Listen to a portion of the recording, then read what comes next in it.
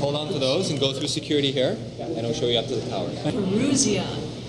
It's a state, well, it's a word that tries to define this problem. Well, it's not really a problem, but it's just something that happens in society at the end of a millennium, that people have, well, at least the last time, people thought the end of the world was coming, the change of the millennium, so they call that a study of that behavior, Perusia. Millennium anxiety is nothing new to people of European descent, at any rate. In the year 1000, there was also a panic as the odometer of our lives flipped from 999 to 1000. Such events as comets, the birth of monstrous children, as they're recorded in the Book of Doomsday. It's sort of like high-tech Perusia this time. Hello, welcome to my survival shelter. As you can see, I don't believe it should be uncivilized. I have pretty well everything I need here to survive some dark and cold nights and periods of uncertainty. I have my oatmeal and my lentils and a wall full of Pinot Noir, scattered liberally, of course, with Nouveau Beaujolais, I believe is that one. And, in case anyone wants to join me and they're unwelcome guests, I have a little something to give them what for with. Now, I was speaking recently on a dark, stormy, cold night to a group of people who believe that this is not necessarily the way to do things. They believe in something called community, helping each other out, forming a ersatz family support network. I think that we should talk to them for a while, see what that's about. The part about y2k that scares me is what's going to happen to the people who can't take care of themselves. And so I joined a citizens group about y2k to learn as much as I could about it and to disseminate knowledge to other people, because I think this is one of those once-in-a-lifetime kind of situations where a community can get together and show the best and take care of each other.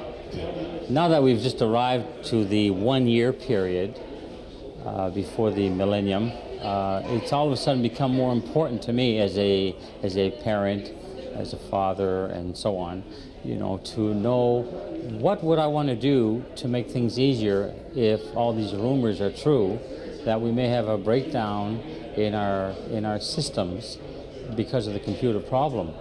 And with the kind of weather we have in Ottawa and the cold like today, if we don't have heat in the home and we can't flush the toilet and I can't turn the lights on, then that's the kind of environment I just won't be able to live in very long. Neither will my neighbors and friends. So I'm becoming more concerned. That's why I'm becoming more involved with the Centre Town group here. So there I am at the meeting, and I says to him, well, who are you? I'm Terry Cottam. I'm the president of the y2k Centertown Community Preparedness Group. And then I says to him, so what's your interest in y2k? We started in November 25th last year. That's when we decided that a Centertown-based group was what we needed, as opposed to, say, Ottawa-wide. And we've pretty much stuck to that mandate, although it looks like we're really intent on helping other neighborhood community-based groups start up all over Ottawa. Yeah. So, I says, Terry, is community important? The importance is that in the absence of community organization, what we have is a lot of fear because of the situation. The y2k situation is unpredictable and potentially devastating. And also, we have no leaders in government, business.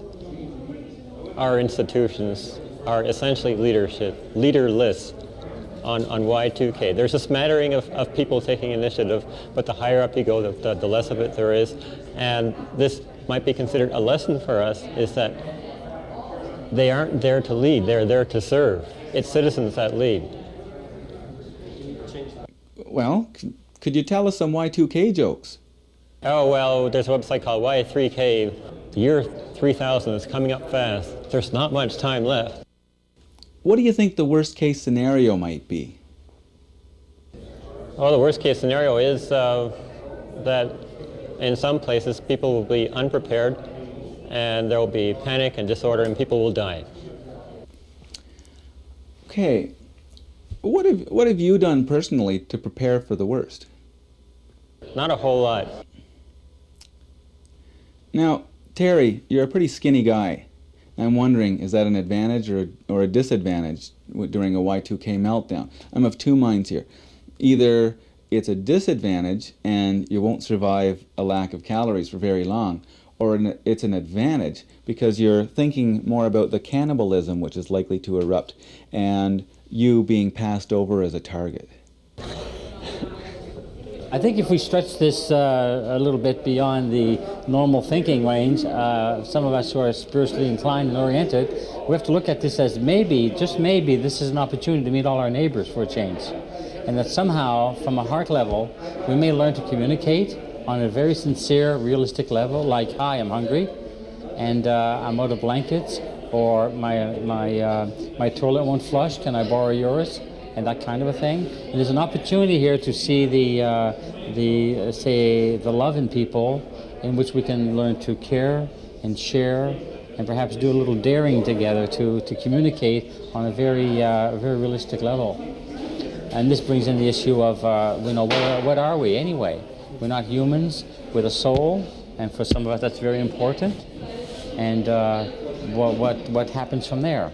How are we going to survive together as a unity? Where are you going to be in the New Year's of 1999? I don't know, but it'll be in the middle of an ocean somewhere.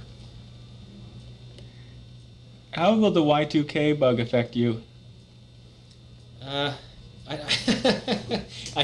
don't know if it will, and I don't even know if we'll witness any of its effects, because the plan is that we'll be on our engineless sailboat with our sextants and our fully loaded galley and our wind generator and our solar generator, and maybe in some little island or maybe in the middle of the ocean. So when it happens, I don't know, we won't even have a radio to hear about it.